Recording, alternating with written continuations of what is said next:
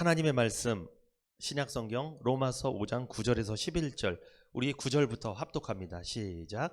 그러면 이제 우리가 그 피를 인하여 의롭다 하심을 얻었은즉 더욱 그로 말미암아 진노하심에서 구원을 얻을 것이니 곧 우리가 원수 되었을 때 그 아들의 죽으심으로 말미암아 하나님으로 더불어 화목되었은즉 화목된 자로서 더욱 그의 살으심을 인하여 구원을 얻을 것이니라.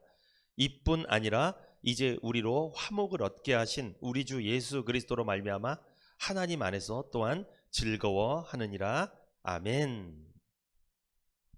화목을 이룬 사람이라는 제목으로 은혜를 나누겠습니다. 로마서 5장 9절에서 11절이 오늘 본문인데, 오늘 본문이 우리에게 주는 핵심 메시지가 있어요. 그것을 한 문장으로 줄이면 어떤 거냐면, 구원은 하나님과의 관계에서 화목을 체험하는 거예요. 제가 오늘 설교를 왜 할까요? 설교하는 목적이 있습니다. 하나님의 사랑과 구원의 의미를 깨닫게 하고 내가 화목을 이룬 사람임을 알게 해서 이 받은 구원에 감사하고 감격하여 평안한 삶을 살도록 돕는 것, 이것이 제가 오늘 설교하는 목적입니다. 올해 우리 표어가 뭐예요? 우리 교회 비전, 여러분에게 드린 비전, 평안하여 든든히 서가는 교회, 평안하여 든든히 서가는 가정이잖아요. 이게 우리 교회 비전, 우리 가정의 비전 아닙니까? 그러려면 화목해야 돼요. 화목을 이룬 사람은 저 비전대로 이루어질 줄 믿습니다. 인사 한번 하고 시작하겠습니다. 인사. 이렇게 한번 인사해 보세요. 서로 양옆을 보시고, 저는 성도님 덕분에 참 행복합니다. 시작. 저는 성도님들 덕분에 참 행복합니다. 도대체 무엇이 우리를 행복하게 할까요? 인생을 살면 살수록 행복은 부와 명예와 권세와 학벌이 아닌 관계에 있음을 실감하게 됩니다. 행복은요, 좋은 관계에서 오는 거예요. 어떤 관계인가에 따라서 행복이냐 불행이냐가 결정되는 겁니다. 의지할 만한 관계가 많으면 많을수록 사람은요, 행복을 누립니다. 이런 연구 결과가 있었어요. 어떤 연구 결과냐면 하버드 의대에서 연구를 했는데 50대일 때 인간관계의 만족도가 높았던 사람들이 80대 되니까 건강한 사람들이었다는 연구 결과가 있습니다. 이 80살 먹은 노인들을 연구해 보니까 그 사람들이 50대에 이미 좋은 인간관계를 많이 맺고 있었다는 거예요. 그 사람이 건강하고 오래 살았다는 거예요. 술과 담배 해롭습니다. 그런데 술과 담배만큼 해로운 것이 있는데 외로움과 고독입니다. 외로움과 고독은 관계가 없는 상태를 말하죠. 외로움과 고독은 정신건강뿐만 아니라 신체 건강을 급격히 나쁘게 만들죠. 세상에서 가장 불쌍한 사람이 여러분 돈이 없는 사람이 아니에요. 누가 불쌍할까요? 왕따를 당하는 사람이 불쌍해요. 왕따는 모든 관계가 끊어진 사람이죠. 인생에서 정말 중요한 한 가지 뭡니까? 의지할 만한 인간관계예요. 돈이 아무리 많아도요 행복하지 않아요. 왠 줄 알아요? 관계가 다 끊어져 있으면 안 행복해요. 교회에서도 성도 간의 관계가 중요합니다. 성도 간에 좋은 관계를 맺어야 신앙생활의 행복을 누리죠. 그런데 사람이 살면서 맺는 여러 가지 관계가 있는데 가장 중요한 관계가 있어요. 뭘까요? 바로 하나님과의 관계입니다. 하나님과의 관계 가장 중요합니다. 창세기 1장 27절에서 28절 같이 읽어볼까요? 창세기 1장 27절에서 28절 시작. 하나님이 자기 형상 곧 하나님의 형상대로 사람을 창조하시되 남자와 여자를 창조하시고 하나님이 그들에게 복을 주시며 그들에게 이르시되 생육하고 번성하여 땅에 충만하라. 땅을 정복하라.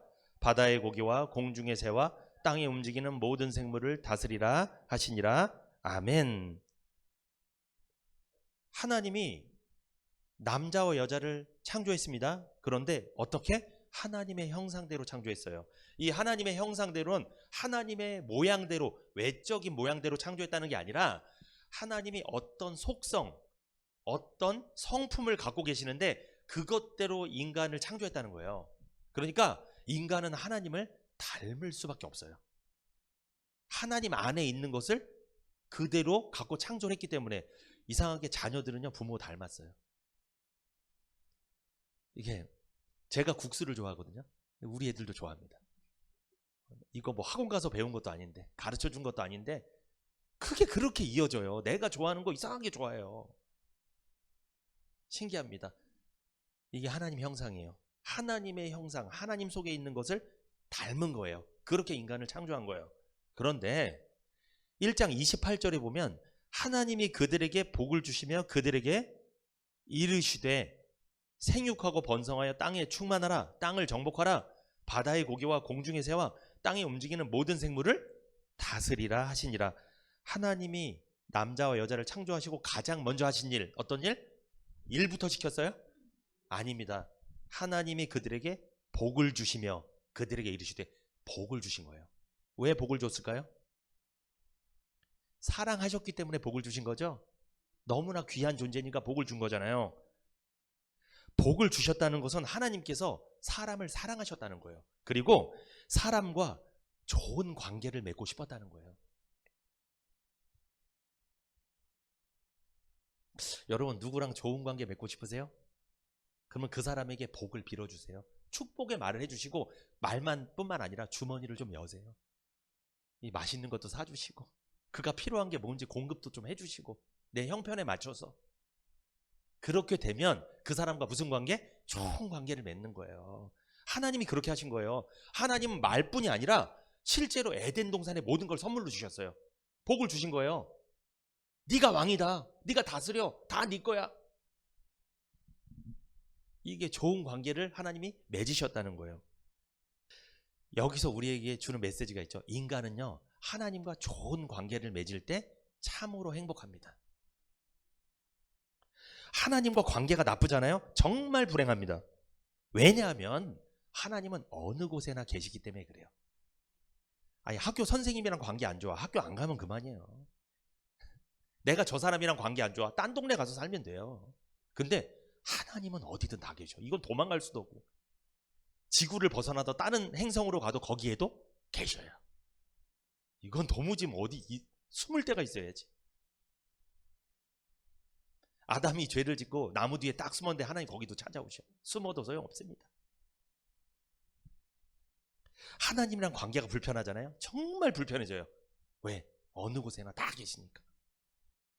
하늘에도 계시고 땅에도 계시고 바다에도 계시고 산에도 계십니다. 예수 믿는 사람은 행복합니다. 예수 믿는 사람 기뻐요. 왠 줄 알아요? 하나님과 좋은 관계를 맺었기 때문에 그래요. 반대로 예수 믿지 않는 사람 불행합니다. 기쁨이 없어요. 왜? 예수 믿지 않는 사람은 하나님과 관계가 나쁘기 때문에 그래요. 회복이 안 돼서 그래요. 그러니까 불편한 거예요. 죄인은 죄를 지은 사람을 말하죠. 그런데 세상에서 죄인은 죄를 지은 사람을 말하잖아요. 성경에서 죄인은 누굴까요? 하나님과 관계가 깨진 사람이에요. 하나님과 관계가 끊어진 사람, 이 사람이 죄인입니다. 그래서 성경은 그런 죄인, 하나님과 관계가 깨진 사람을 진노의 자녀라고 말해요. 에베소서 2장 3절 같이 한번 볼까요? 같이 읽어봅니다. 에베소서 2장 3절 시작. 전에도 우리도 다 그 가운데서 우리 육체의 욕심을 따라 지내며 육체와 마음이 원하는 것을 하여 다른 이들과 같이 본질상 진노의 자녀이었더니. 하나님과 관계가 깨진 사람 무슨 자녀? 진노의 자녀. 진노의 자녀. 하나님의 진노가 임해 있어. 그러니까 하나님과 편한 상태, 불편한 상태? 불편한 상태. 그게 죄인이에요. 진노의 자녀의 특징이 있어요. 하나님과 관계 깨진 사람의 특징. 날 때부터 그 사람은 본능적인 욕망과 악한 생각이 이끌어가는 대로 끌려다닙니다. 육신이 원하는 대로 행하며 삽니다. 자기가 자기 인생의 주인이에요. 자신을 위해서 이기적으로 삽니다. 자주 말씀드리죠. 단체 사진 100명이 찍어서 자기 얼굴부터 봅니다. 신기합니다. 다른 사람 관심 없어요. 내가 한번 아프잖아요. 자식이 뭐고 다 필요 없어요. 내가 아프면 다 귀찮아. 다. 남편 더 귀찮아. 남편은 감히 어디서 밥을 달라고 그래. 차려 먹지. 내가 아파 죽겠는데 지금. 네, 다 소용없습니다. 이게 죄인의 특징이에요. 나밖에 몰라요. 왜 그런 거예요? 하나님이랑 관계가 깨져서 그래요. 나밖에 모르니까 하나님은 안중에도 없는 거예요. 이제는 아예 관심이 없는 거예요. 예수? 아예 관심이 없어요. 이게 죄인입니다. 창세기 2장 17절 같이 읽어봅니다. 창세기 2장 17절 시작. 선악을 알게 하는 나무의 실과는 먹지 말라. 내가 먹는 날에는 정령 죽으리라 하시니라. 하나님이 에덴 동산을 복을 주시면서 다 주셨는데 한 가지 주지 않았습니다. 뭐? 선악과. 그러면 아담과 하와가 에덴 동산에 있는 모든 걸 다 먹을 수 있지만, 다 할 수 있지만 못하는 게 있다는 거예요. 한 가지 있었어요. 그게 뭐예요? 선악과를 먹지 않는 것. 우리 인생에요, 내가 못하는 게 있어요. 그거 인정하잖아요. 그러면 그 사람 하나님한테 나와요. 왜? 내가 못하는 거 누구는 할 수 있으니까? 하나님을 할 수 있으니까 그 사람은 하나님 믿으러, 예수 믿으러 나온단 말이에요. 그런데 왜 예수 믿으러 안 올까요? 왜 전도하기가 그렇게 힘들까요? 내가 다 할 수 있다고 생각하고 살아요. 착각 속에 사는 거예요. 이게 죄인의 특징이에요. 선악과를 두신 것은 네가 못하는 게 있다는 거 알려준 거예요. 그럼 빨리 깨달아야 돼요. 아, 이거 내가 건들면, 만지면, 먹으면 안 되는 거구나. 내가 못하는 것도 있구나. 그러면 하나님 의지할 텐데. 선악과가 무엇입니까? 선악과의 의미는 하나님의 주인 되심을 인정하는 거예요. 그런데 안타깝게도 하나님께서 창조하신 첫사람 아담과 하와는 하나님 말씀에 불순종했습니다. 먹지 말라 하신 선악과를 따먹어 버렸습니다. 선악과를 따먹었다는 것은 하나님의 주인 되심을 인정하지 않는다는 거예요. 자기 자신이 주인이라는 거예요. 자기 자신이 하나님이 된 거예요. 또한 선악과를 따먹었다는 것은 선악과, 선과 악을 판단하는 기준이 하나님이 아니라 누구다? 나다. 내가 좋으면 선이고 내가 싫으면 악이다, 이거예요. 이거 맞는 말이에요? 틀린 말이에요? 틀려요. 내가 아무리 좋아도 저 사람이 나쁠 수도 있는 거예요. 내가 싫어도 저 사람이 좋아할 수도 있는 거고, 그러니까 내가 판단의 기준이 될 수 없다는 거예요. 판단의 기준은 누구? 하나님이에요. 하나님이 선하다고 하면 선한 거고 악하다면 악한 거예요. 하나님이 절대 기준이에요. 우리는 다 상대적이에요, 사실. 그런데 구원받지 못한 사람들, 불신자들은 전부 다 그 상대적인 기준으로 살아가는 거예요.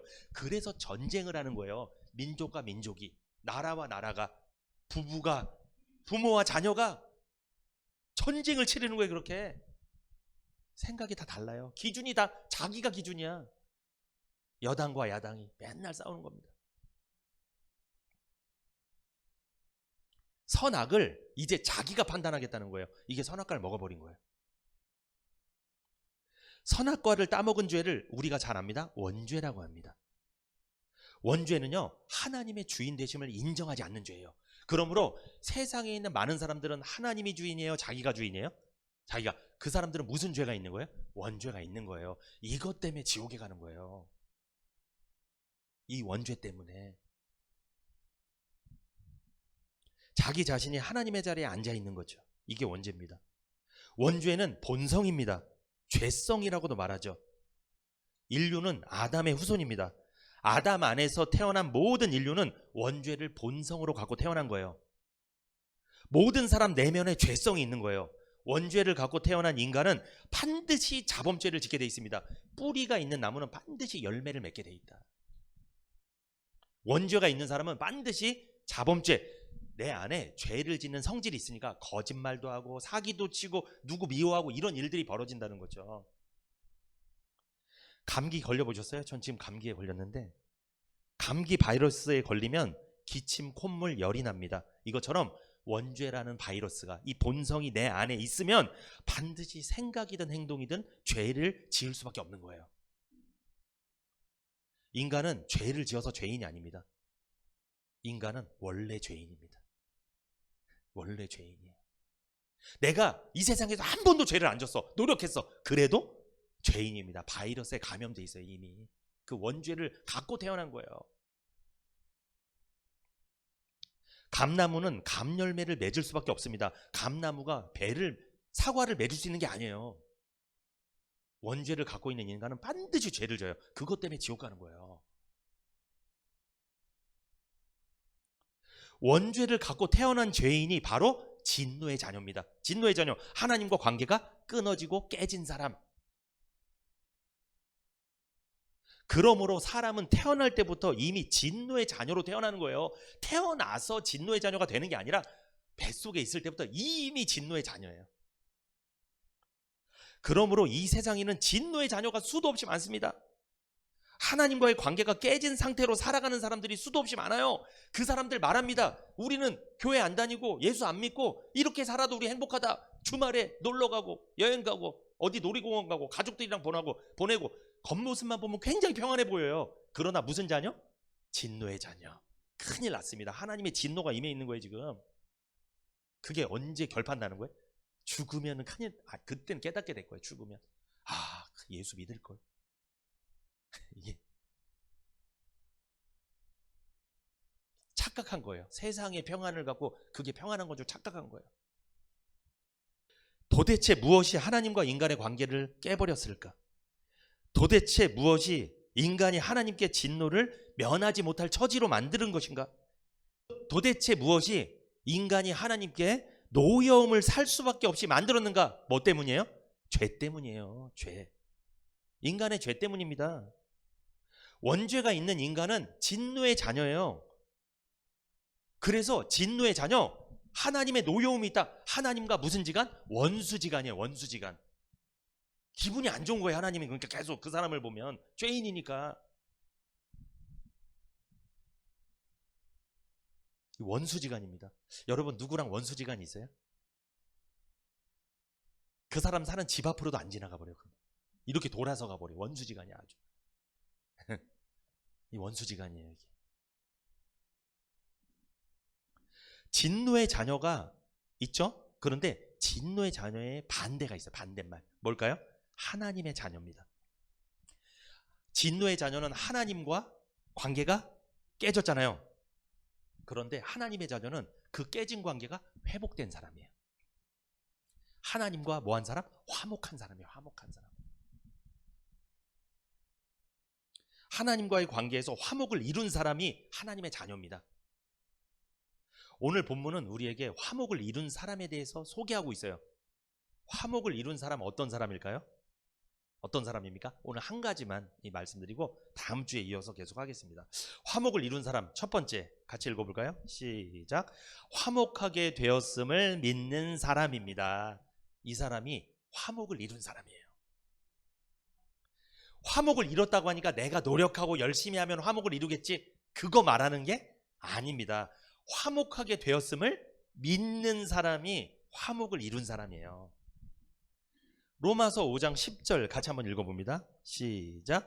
곧 우리가 원수 되었을 때 그 아들의 죽으심으로 말미암아 하나님으로 더불어 화목되었은즉 화목된 자로서는 더욱 그의 살으심을 인하여 구원을 얻을 것이니라. 아멘. 자, 곧 우리가 원수 되었을 때, 우리가 태어나서부터 무슨 자녀였을 때? 진노의 자녀였을 때 그 아들의 죽으심으로 말미암아, 그 아들 누구? 예수 그리스도의 십자가에서 죽으심으로 말미암아 우리가 하나님과 더불어 어떻게 됐다? 화목하게 되었다. 이제는 진노의 자녀가 아니다. 내가 이제 예수를 믿게 되었다. 진노의 자녀가 아니라 나는 이제 하나님과 화목하게 되었다. 하나님의 자녀가 되었다. 이 말씀이잖아요. 화목된 자로서는 더욱 그의 살으심을 인하여 구원을 얻을 것이니라. 이게 무슨 말씀이냐? 이제 예수님의 십자가 구속을 통해 화목이 됐잖아요. 하나님과 관계가 깨어졌던 관계가 회복됐잖아요. 그렇기 때문에 이제 살면서 계속 삶의 구원을 받게 될 뿐만 아니라 우리가 이 세상을 떠나서 죽으면 어디 갈까요? 우리는 화목된 사람은 살아있을 때 화목하게 된 거잖아요. 설사 죽더라도 그 영혼이 천국에 가서 이제 하나님께서 신령한 몸을 입혀주실 거예요. 우리를 영화롭게 하신다는 거예요. 신령한 몸 입혀주시는 거예요. 그때 우리는 영화 구원이라고 하거든요. 그게 영화 구원을 받게 된다는 거예요. 그게 화목된 자로서는 더욱 그의 살으심을 인하여 구원을 얻을 것이니라, 이 말씀이에요. 이 세상 살아갈 때 죄인이었는데, 진노의 자녀였는데 예수님을 믿고 복음을 듣고 믿어서 하나님과 화목하게 됐어. 이것도 너무나 감사한데 그거에서 끝나는 게 아니라 나중에 우리가 죽어서 천국 가면 신령한 몸, 새로운 몸을 하나님 주셔서 영화롭게 하셔서 더 큰 복을 주신다는 거예요. 이게 그 말씀이에요. 이 화목을 이룬 사람은요, 받을 게 많습니다. 하늘나라 가서 신령한 몸을 받을 뿐만 아니라 하늘나라의 모든 기업을 상속받아요. 이 화목을 이룬 사람, 정말 복된 사람이죠. 구원이 뭡니까? 구원. 이 구원이란 죄에서 건짐받는 거예요. 죄의 사슬에서 해방되는 거죠. 죄사함 받는 게 구원이에요. 이걸 속죄 받는다, 이 뜻이에요. 구속받았다, 이게 구원이죠. 예수를 믿으면 죄에서 건짐받습니다. 예수를 믿으면 구원받습니다. 죄인이 복음을 듣고 예수를 믿으면 하나님과 관계가 깨트려졌던 것이 다시 회복이 되는 거예요. 그러므로 구원이란 뭐예요? 하나님과 관계가 회복되는 게 구원이에요. 하나님과 화목한 게 구원이에요. 구원받은 사람은요, 예수 믿고 죄사함 받았기 때문에 하나님의 진노에서 벗어난 사람이에요. 이제 하나님과 새로운 관계가 되었다는 겁니다. 새로운 관계가 화목이에요. 진노에서 화목으로 바뀐 사람이죠. 구원받은 사람은 원수였던 사람, 진노의 자녀, 원수였던 사람이 하나님의 자녀로 바뀐 거예요. 신분이 바뀐 거예요. 화목을 이룬 사람이죠. 하나님으로 더불어 화목한 사람이죠. 이 사람이 하나님의 백성이며 하나님의 자녀이며 천국의 상속자입니다. 아멘. 그래서 여러분, 구원이란 말은 화목이랑 같은 말이에요. 이거 기억하세요. 이거 오늘 중요한 말씀입니다. 구원이 뭐라고요? 화목이에요. 누구랑 화목이에요? 하나님과 화목이에요. 그런데 반대로 내가 사람들이랑은 화목해. 근데 하나님이랑 화목하지 않아. 이 사람 천국 갈까요? 못 갈까요? 못 갑니다. 못 가요. 안 되는 거예요, 그거는. 이 세상에서는 편하게 살 수 있어요. 사람들이랑 관계가 좋으니까 행복도 해요. 근데 하나님이랑 관계를 놓쳐버린 거예요. 제일 중요한 관계를 놓쳐버린 거예요. 그런데 이 세상 모든 사람들이랑 화목하지 않아. 근데 하나님이랑 화목해. 어디 갈까요? 천국 갑니다. 근데 요건 좀 극단적인 경우에 말이 안 돼요. 왜냐하면 하나님이랑 관계가 회복되면 사람들이랑도 관계가 좋아요, 여러분. 제가 극단적인 경우를 말씀을 드린 것 뿐이고. 예수님 옆에서 죽었던 우편강도는 화목하게 할 시간이 없었어. 바로 가야 되니까. 그 사람은 평생 사람들이랑 화목하지 않았어요. 사람들을 막 죽이고 강도하고 괴롭히고 살았던 사람이잖아요. 근데 마지막에 하나님과 관계가 회복됐어요. 천국 갔습니다. 구원이랑 화목이랑 같은 말입니다. 그런데 우리가 화목하게 된 이유는 뭐예요? 예수님이 십자가에서 우리 죄 때문에 죽으셨기 때문이죠. 그래서 우리가 하나님과 화목하게 된 거예요. 우리가 하나님과의 관계가 깨진 이유가 뭡니까? 죄 때문이잖아요. 원래 인간은 하나님이랑 화목했어요. 처음에 창조될 때는. 근데 선악과를 따먹은 순간부터 하나님과 관계가 깨져서 불화하게 된 거죠. 그것을 예수님을 통해서 다시 화목하게 된 줄 믿습니다. 죄는요, 인간을 하나님에게서 멀어지게 만듭니다. 여러분, 왜 교회 오기 싫어지고 예수님 믿기 싫어지고 하나님 믿기 싫어지고 왜 그럴까요? 뭐 때문에 그래요? 내가 죄를 많이 지면 많이 질수록 그런 생각이 더 들어요. 하나님이랑 멀어지게 만듭니다. 뭐가? 죄가. 그래서 죄를 많이 짓는 사람, 화목이 깨어진 인간은 하나님을 두려워하게 되고 불안한 삶을 살 수밖에 없죠. 그런 사람들이 예수님의 십자가의 구속을 믿게 되면 하나님과의 화목을 이루는 거예요. 그래서 예수 그리스도를 화목 제물이라고 하는 거예요.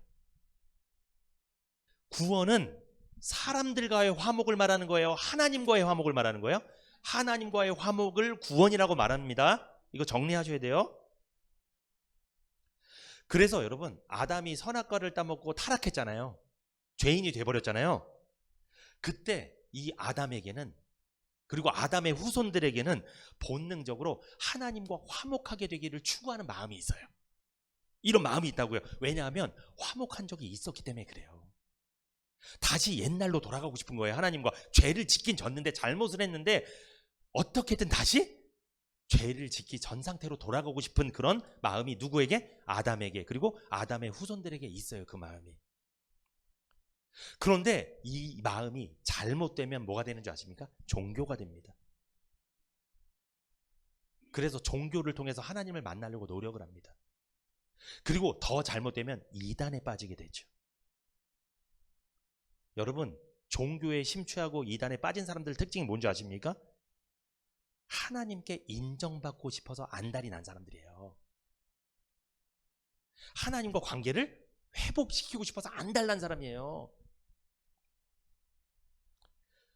그런데 이단에 빠진 사람들은요, 자기 단체의 교주를 통해서 인정받으려고 애를 써요.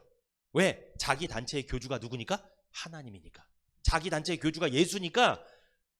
그러니까 그 자기 단체의 교주를 통해서 회복을 하고 싶은 거예요. 다시. 회복이 될까요? 안 될까요? 안 돼요. 회복이 어떻게 되겠어요? 그 사람은 예수가 아니에요. 다른 예수예요. 잘못된 사람이에요. 예수가 아닌 사람한테 가서 회복하게 해달라면 되겠어요? 안 되지. 하나님께 인정받는 거는요, 의롭다 하시면 얻는다는 뜻이에요. 죄인이 어떻게 의롭게 되는지 로마서에 보면 설명이 나와 있는데, 로마서 5장 9절에서 10절 한번 읽어보겠습니다. 로마서 5장 9절에서 10절 시작. 그러면 이제 우리가 그 피를 인하여 의롭다 하심을 얻었은즉 더욱 그로 말미암아 진노하심에서 구원을 얻을 것이니 곧 우리가 원수 되었을 때 그 아들의 죽으심으로 말미암아 하나님으로 더불어 화목되었은즉 화목된 자로서는 더욱 그의 살으심을 인하여 구원을 얻을 것이니라. 아멘. 우리가 원수 되었을 때 우리가 화목될 수 있는 유일한 방법 뭐예요? 예수님께서 우리를 위하여 죽으심으로 우리가 의롭게 되고 화목하게 되는 줄 믿습니다. 여러분 여기 보세요. 로마서 5장 9절에 그러면 이제 우리가 그 피를 인하여 의롭다 하심을 얻었은즉, 그 피는 누구 피예요?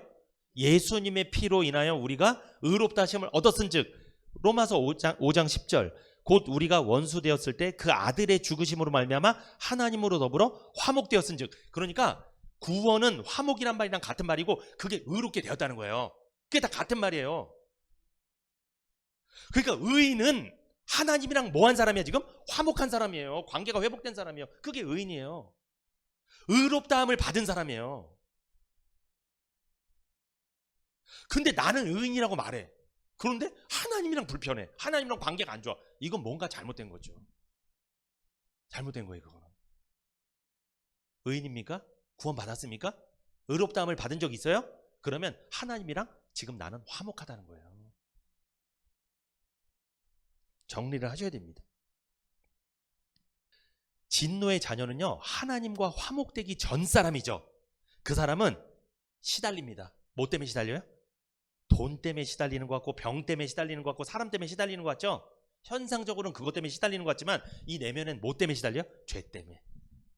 이 죄 때문에 큰일 날 것 같은 거예요. 이 죄를 해결하지 못하면 반드시 나한테 뭔가 올 것 같은 거예요. 이게 큰일 날 것 같은, 정말 지옥 갈 것 같은 생각이 들어요. 이 공포가 들어요. 두려워요. 막 시달리는 거예요. 그래서 이게 하나님과 화목되기 전 사람의 특징이에요. 진노의 자녀의 특징이에요.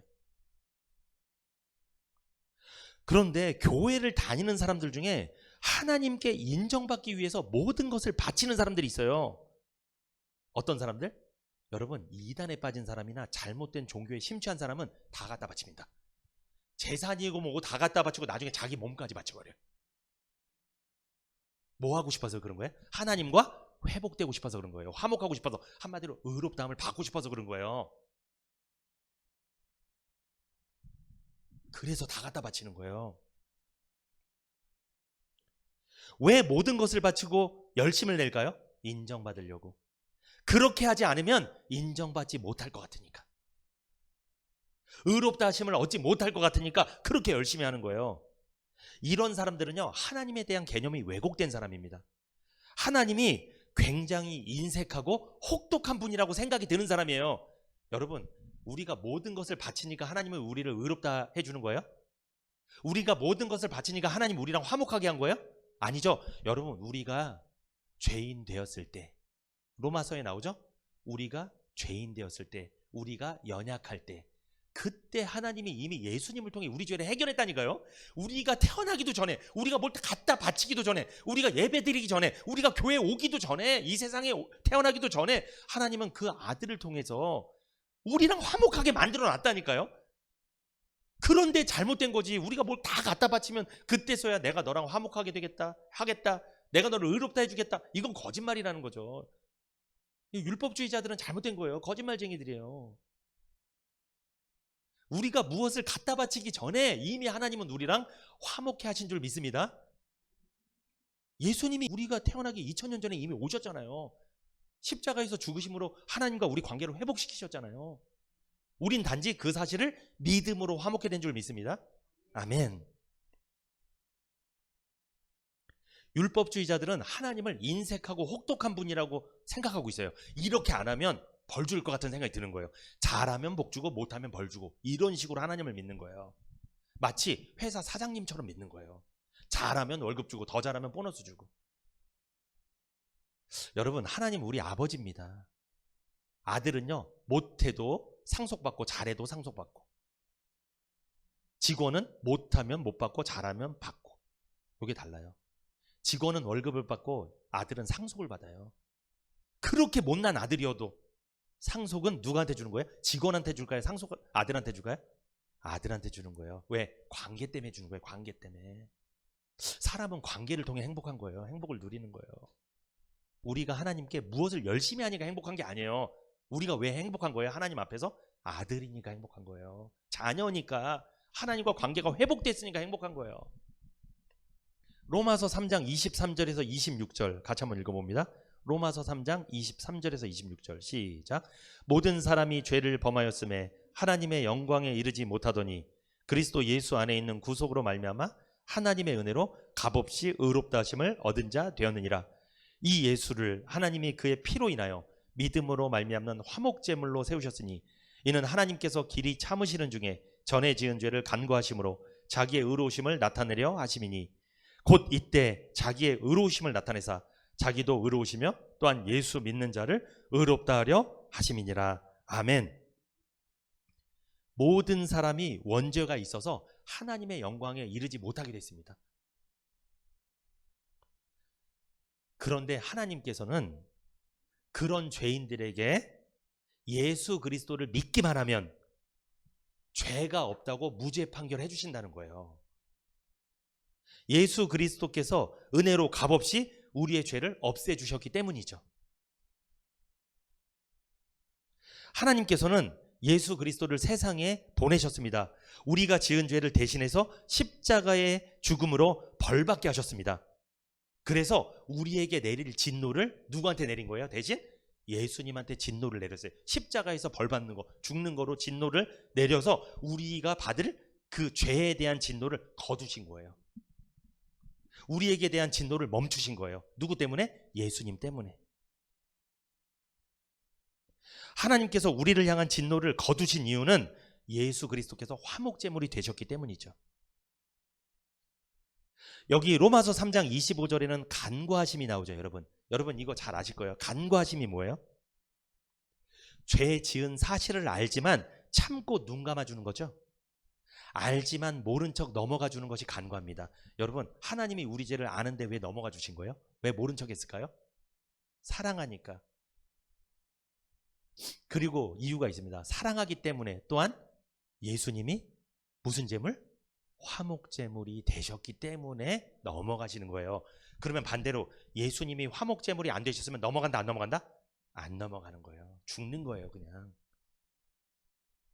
이스라엘 백성 출애굽할 때 유월절 어린 양의 피를 문지방에 발랐습니다. 그걸 바른 사람들은 죽음의 천사가 지나가 버려요. 그냥 넘어가 버려. 그래서 그 집은 아무도 안 죽었어요. 근데 그걸 바르지 않는 집은 다 죽습니다. 그 첫째 아들이 다 죽어버렸어요. 그 죽음의 심판을 당하는 거예요. 우리가 죄의 심판, 죽음의 심판을 당하지 않는 이유는 예수님이 십자가에서 피를 뿌렸기 때문인 줄 믿습니다. 그 사실을 믿는 사람은 심판이 넘어가는 거예요. 유월하는 거예요. 하나님이 모른 척 넘어가 주시는 거예요. 간과해 주시는 거예요. 여러분, 이 간과를 오해하시면 안 돼요. 예수를 믿지도 않는데, 복음을 믿지도 않는데 하나님이 간과한다? 이게 아니에요. 복음을 믿고 예수를 믿는 사람을 하나님이 넘어가는 거예요. 모른 척 해주는 거예요. 그냥 모른 척 하는 거 아닙니다. 예수 믿지 않는 사람은 하나님이 아는 척 할 거예요. 그가 무슨 죄를 졌는지 다 따질 거예요, 하나님이. 그래서 심판받고 지옥 가는 거예요. 예수를 믿는 사람만, 복음을 믿는 사람만 넘어가 주시는 거예요. 이 정리를 하셔야 돼요. 그래서 로마서 3장 26절 같이 읽어봅니다. 시작. 곧 이때 자기의 의로우심을 나타내사 자기도 의로우시며 또한 예수 믿는 자를 의롭다 하려 하심이니라. 아멘. 하나님 앞에서 의인이 된 사람, 이 의라는 말, 하나님의 의라는 말은 하나님과 올바른 관계가 맺어졌다는 뜻이 있어요. 그러니까 여러분, 하나님이 예수님을 이 세상에 화목제물로 보내신 것은 우리가 기도해서 보내준 거예요? 하나님이 일방적으로 보내주신 거예요? 하나님이 일방적으로 예수님을 보내서 화목제물로 삼아 십자가에 죽이셨죠. 그건 하나님이 우리랑 뭐 하고 싶은 거예요? 화목하고 싶은 생각이 있으셨던 거예요. 그래서 예수님을 화목제물로 세우시고 우리의 죄를 알면서도 간과해 주신 거예요. 넘어가 주신 거예요. 그러니까 하나님은 우리를 의롭다 하려고 이미 작정을 하신 거예요. 의롭다. 하나님이 우리랑 올바른 관계, 옛날 관계, 죄를 짓기 전 관계 있죠. 아담이 처음으로 창조됐을 때 그 관계, 그 관계로 하나님이 돌이키고 싶은 거예요. 인간들은 그 관계를 맺으려고 종교를 만들고 이단에 빠지고 난리를 치고 있지만 하나님은 그런 사람들을 안타깝게 생각해서 직접 예수 그리스도를 세상에 보내셔서 하나님과 올바른 관계, 아담이 처음 창조됐을 그 화목한 관계로 되돌리려고 하나님이 하셨다는 거예요. 우리가 한 게 없습니다. 우리가 한 게 없어요. 하나님이 다 하신 거예요. 그러면 하나님이 하신 일을 나에게 하신 일로 믿으면 그 사람은 예수를 믿는 거예요. 그 사람이 천국 가는 거예요. 그 사람이 의롭게 되는 거예요. 그 사람이 하나님이랑 화목하게 되는 거예요. 그 사람이 하나님과 올바른 관계, 좋은 관계가 회복되는 거예요. 로마서 3장 26절을 보면 여러분, 예수 믿는 자를 의롭다 하려 하심이니라, 이 말 중요합니다. 여러분, 나는 예수를 안 믿어. 아무것도 안 믿는데 하나님이 나를 사랑하니까 그냥 의롭게 하셔서, 이거 잘못된 거예요. 내가 예수를 믿어야 돼요. 내가 이 복음을 믿어야 돼요. 이 말씀, 구원 얻을 말씀을 듣고 믿어야 돼요. 그 사람을 의롭다 한다는 거예요. 정리하셔야 됩니다. 잘못 얘기하시는 분들이 있어요. 하나님은 사랑의 하나님이니까 내가 예수를 안 믿어도 나를 지옥 보낼 일이 없어. 보냅니다. 예수 안 믿으면 보내는 거예요, 지옥에. 내가 믿는 거예요. 예수 믿는 자를 의롭다 하려 하는 거예요. 예수 믿는 자가 하나님과 화목하게 된다는 거예요. 예수 믿는 자가 하나님이랑 관계가 회복되고 정상 관계로 돌아간다는 거예요. 예전에 창세기에 그 창조 때 관계로 되돌린다는 거예요. 돌이킨다는 거예요. 누가?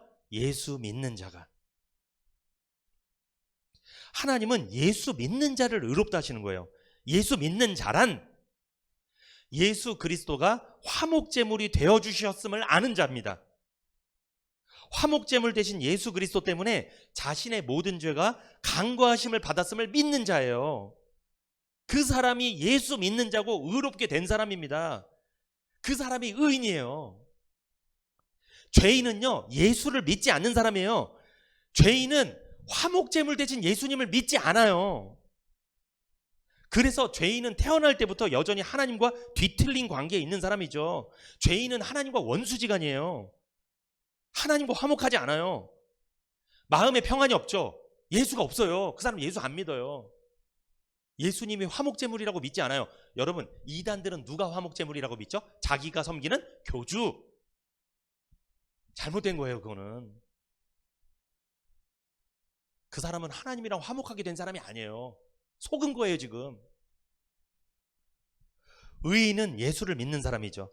의인은 화목제물 대신 예수님으로 말미암아 하나님과 올바른 관계로 전환된 사람입니다. 하나님의 진노에서 벗어나 화목을 이룬 사람이에요. 마음 깊은 곳에 평안이 있죠. 하나님과 원수지간이 아니라 이제는 부자지간이 된 사람입니다. 원수가 아니라 하나님의 자녀가 된 사람이에요. 그래서 여러분, 구원받은 사람이 죄를 질 수 있습니다. 구원받은 사람이 죄를 짓잖아요. 그러면 하나님이 매를 댈 수가 있어요. 그런데 구원받은 사람은 이런 느낌이 있어요. 매를 맞지만 그게 하나님이 나를 원수처럼 생각하고 하나님이 나를 화가 많이 나서 진노하셔서 노여워서 원수처럼 생각해서 매를 든 거다? 아니다? 그게 아니라 내가 잘못했으니까 매를 맞는구나. 이건 내가 하나님 앞에 잘못했다. 이런 생각이 든다고요. 구원받은 사람은 매를 맞더라도 하나님의 진노에서 벗어났기 때문에 예수를 믿는 순간 그 사람은 하나님이 화가 나서 화풀이로 나한테 매를 대는구나 이런 생각이 안 들어요. 구원받은 사람은. 근데 구원받지 못한 사람은 삶을 살다가 고난이 오고 어려움이 오고 막 매를 맞는 것 같이 생각이 들잖아요. 그러면 이게 무슨 생각이 들어요? 하나님이 무서워요. 하나님이 나한테 단단히 화가 났구나. 나한테 화풀이 하는구나. 아, 내가 저번에 예배 빠졌구나. 내가 헌금 빼먹었구나. 내가 헌신 안 했구나. 이래서 나한테 화풀이 하는구나. 요게 구원 못 받은 사람들의 생각이에요. 그게. 그런 생각이 들어요. 자꾸만. 그러니까 더 열심히 해야 되겠다. 더 해봐야 되겠다. 그러면 사랑해 주시겠지. 요런 생각이 드는 거예요. 잘못. 요게 왜곡된 거예요. 그러니까 하나님에 대해서 잘못된 거예요.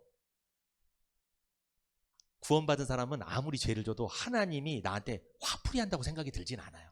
내가 잘못해서 벌 받는 거지. 이런 생각이 들어요. 하나님한테 그런 생각이 들지 않는다니까요.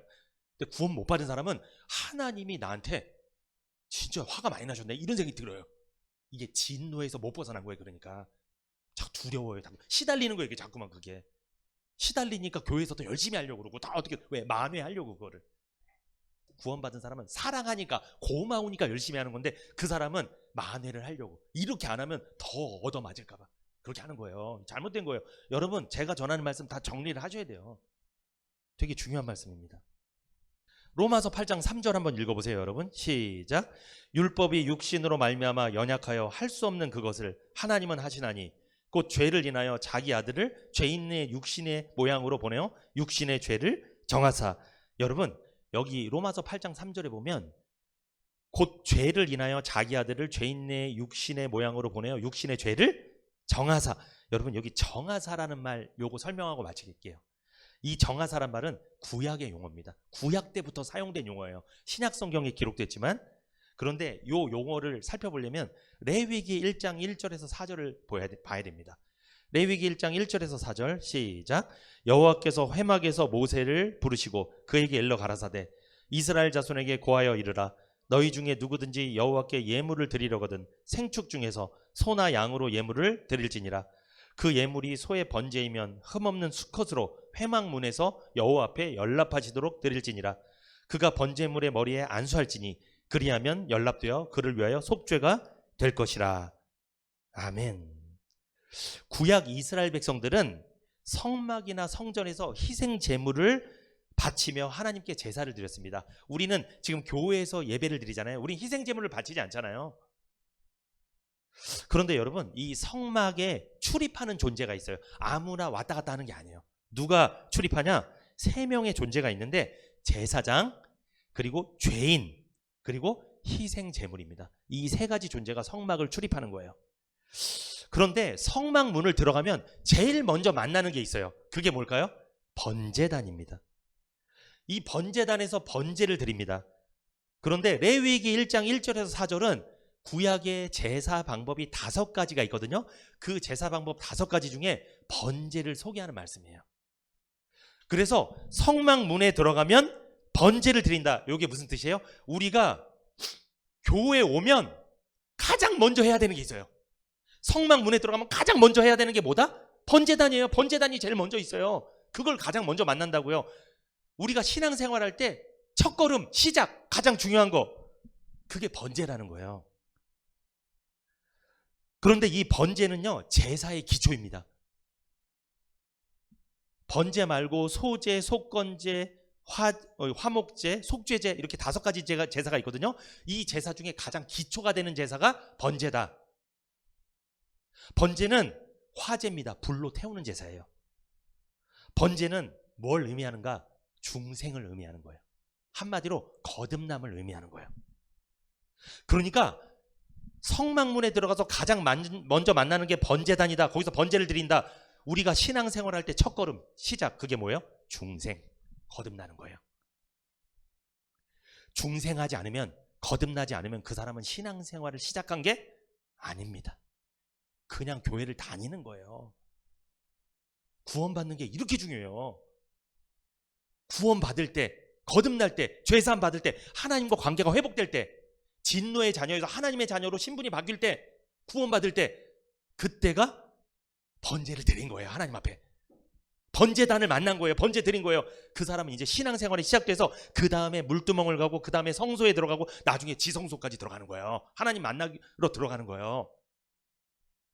중생하지 않으면요, 거듭나지 않으면, 하나님과 화목되지 않으면 신앙이 시작된 게 아닙니다. 그런데 레위기 1장의 번제를 소개하는데 4절 보세요. 같이 읽어봅니다. 4절 시작. 그가 번제물의 머리에 안수할지니 그리하면 연락되어 그를 위하여 속죄가 될 것이라.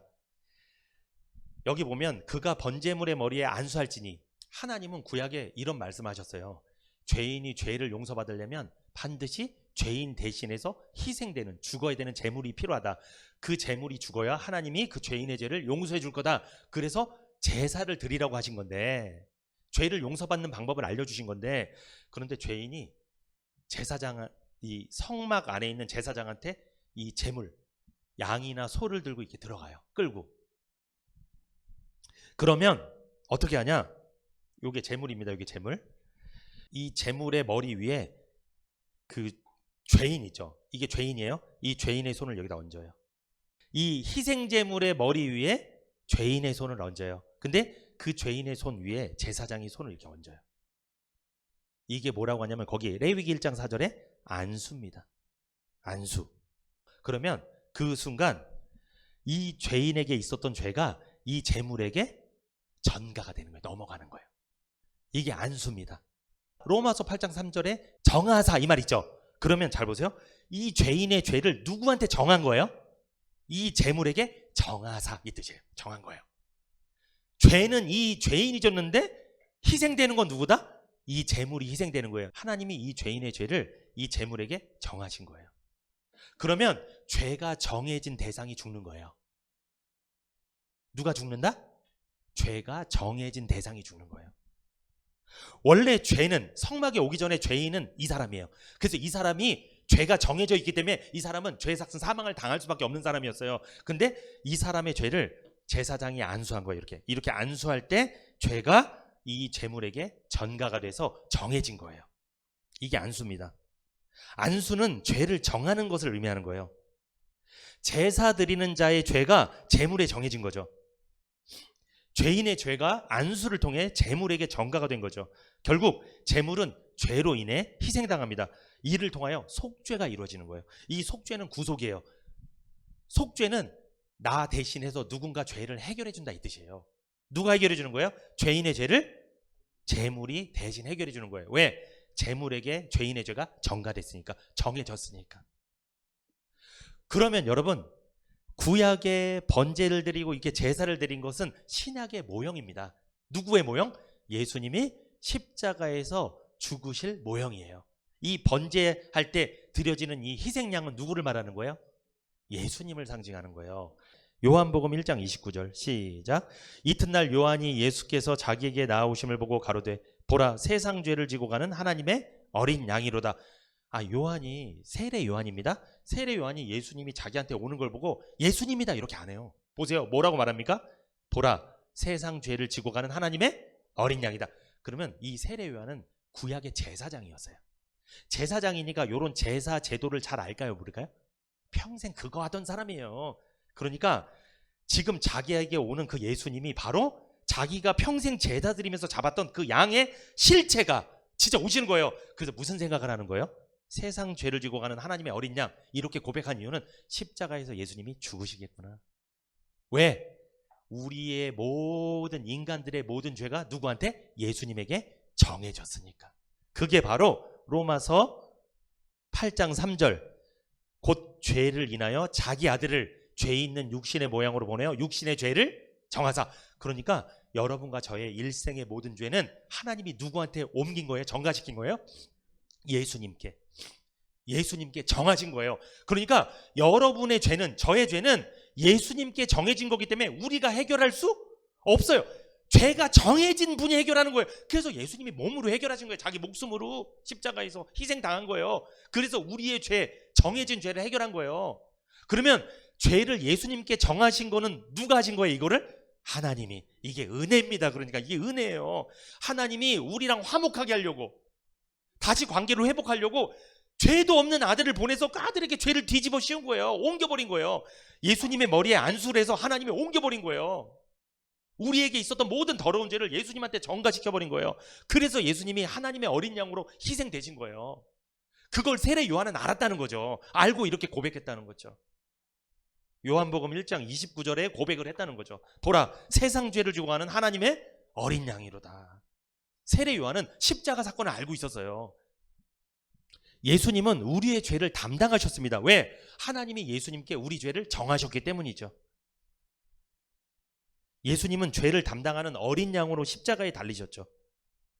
그래서 구약에 번제 드릴 때 안수했다고 나오죠. 아까 전에. 그거 안수는, 아까 제가 안수는 속죄라고 말씀드렸어요. 이것은 십자가에서 예수님이 우리 죄를 대신 죽음으로 해결할 것을 미리 보여준 거라는 거죠. 중요한 의미예요. 여러분, 중생을 경험했습니까? 속죄의 경험을 한 적 있어요? 구원받았습니까? 그러면 여러분은 번제단을 통과한 거예요. 이제 물두멍은 갈 수 있어요. 이제는 성소에도 들어갈 수 있고. 근데 번제단을 통과하지 않으면 물두멍 못 갑니다. 그 다음 단계로 넘어갈 수 없어요. 주님의 속죄를 나의 것으로 믿는 것이 중생을 경험하는 겁니다. 지금 주님의 십자가의 구속이 나를 위한 것으로 믿으면 주님의 속죄가 나에게 이루어지는 거예요. 이것이 중생을 경험하는 거예요. 교회에 오시면 가장 먼저 이거부터 하셔야 돼요. 성막에 들어오면 번제단을 가장 먼저 만나는 것처럼 먼저 구원받아야 돼요. 그러니까 교회에 오시면 이게 시작이에요. 이게 출발이에요. 오늘 설교 제목은 화목을 이룬 사람이죠. 잘못 해석하면 화목을 내가 이룬 것으로 이해할 수 있습니다. 아닙니다. 화목을 이루신 것은 하나님이십니다. 화목 제물을 보내신 것도 하나님이에요. 예수님을 십자가에서 희생시킨 것도 하나님이세요. 하나님의 사랑과 은혜 덕분에 화목을 이루게 된 거죠. 인간관계에서 화목해지는 것은 내가 상대보다 더 노력하고 애쓰면 화목해질 수 있습니다. 그러나 하나님과의 관계에서 화목해지는 것은 내가 노력하고 애쓴다고 될 일이 아닙니다. 죄인은 언제 하나님과 화목해질까요? 화목제물이신 예수님으로 인해서 내 모든 죄를 간과해 주셨음을 믿을 때, 그때 하나님과 화목해지는 거예요. 왜 하나님은 우리 죄를 모른 척 넘어갔을까요? 왜 간과해 줬을까요? 우리를 사랑하시기 때문이죠. 여러분, 우리도 살면서 누군가의 죄를 언제 모른 척 해줘요? 남편이, 아내가, 자식들이 죄를 졌을 때 모른 척 넘어갈 때가 있어요. 왜 그런 거예요? 그를 사랑하니까. 근데 밉잖아요? 안 넘어가요. 안 넘어갑니다. 절대 안 넘어가요. 사랑하면 넘어가는 거예요. 하나님은 죄인을 사랑하십니다. 그래서 죄인의 죄를 모른 척 넘어가시는 거예요. 그러므로 죄인이 복음을 듣고 하나님의 사랑을 경험하잖아요. 그때 하나님과 화목하게 되는 거예요.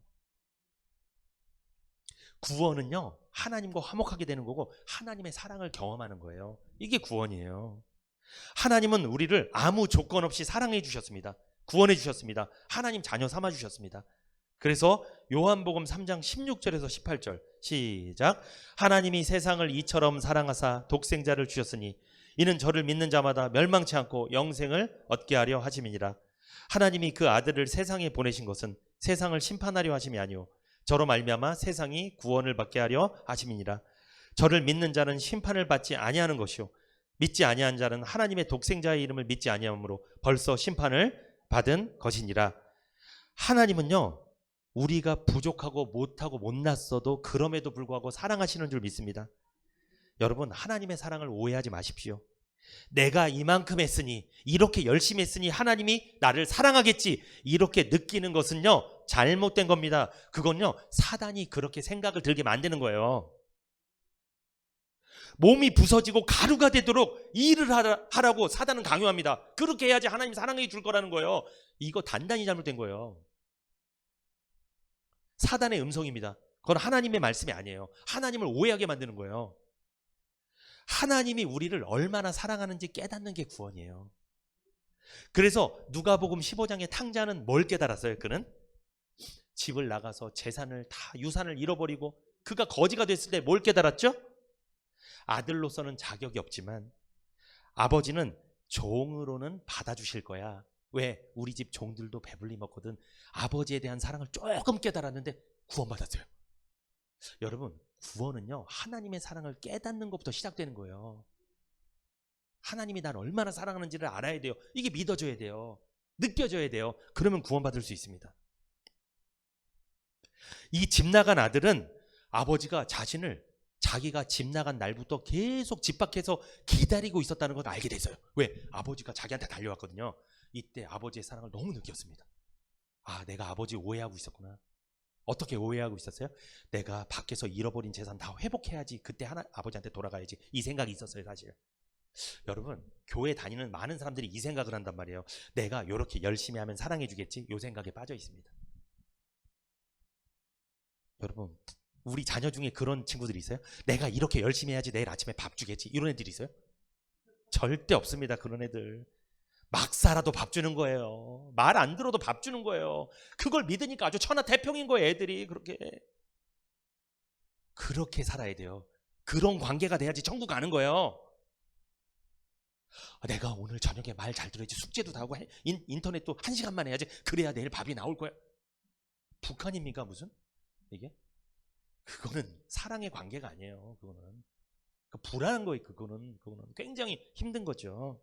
하나님의 사랑을 많이 깨달으면 깨달을수록 화목해집니다. 화목이라는 말 속에는 용서라는 의미가 담겨 있죠. 속죄와 사랑과 회복이라는 의미도 담겨 있습니다. 예수님을 통해서 우리는 하나님과 화목하게 된 사람이에요. 용서받은 사람이에요. 사랑받은 사람이에요. 회복된 사람이라는 거죠. 그러므로 우리는 이런 삶을 살아야 됩니다. 고린도후서 5장 18절에서 21절 시작.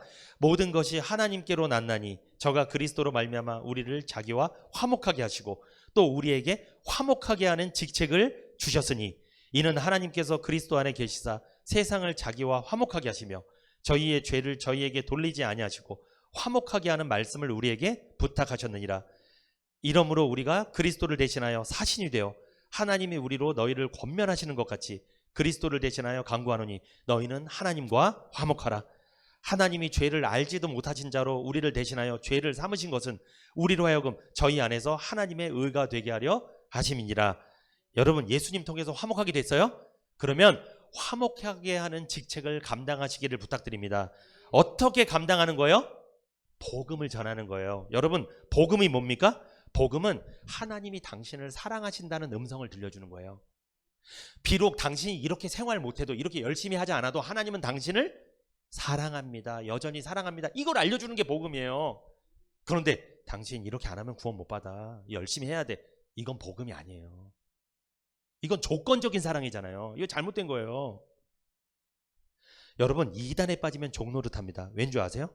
하나님을 오해하게 하기 때문에 그래요. 이단들은요, 날마다 전도해요. 목표를 달성해야 돼요. 그걸 하지 못하면 하나님이 너에게 구원을 주지 않아요. 너와 화목하게 안 할 거야, 하나님이. 그래서 안식일을 지켜, 비유풀이를 해, 유월절을 지켜, 전도 목표를 달성해, 헌금을 해. 이게 이단들의 목표예요. 하나님을 뭔가 열심히 해야 구원해주고 화목하게 하는 줄을 그렇게 생각이 들게 만들어요, 자꾸만. 이게 사단의 역사입니다. 왜 그런 역사가 일어날까요? 복음을 듣지 못하게 하려고. 당신 아무것도 안 하고 좀 부족하고 연약해도 하나님 당신 사랑하십니다. 요 말 믿어지지 않게 하려고. 근데 이상하게 사람은요, 뭔가 해야 된다면 더 열심히 해요. 근데 아무것도 안 해도 돼요. 그냥 믿으세요. 안 믿어요. 이거는 이상하게 공짜로 준다고 하면 안 믿어. 뭘 해서 받는다고 하면 열심히 해. 그래서 율법주의에 빠지기 쉬운 거예요. 사람이 그렇습니다. 여러분, 나 구원받았습니까? 남도 구원받도록 도와주십시오. 화목하게 하는 직책 뭐예요? 복음 전하는 직책을 감당하라는 거예요. 그것이 하나님 우리에게 부탁하신 일입니다. 하나님의 사랑을 전해서 화목하게 만드는 것, 이게 우리가 해야 될 일입니다.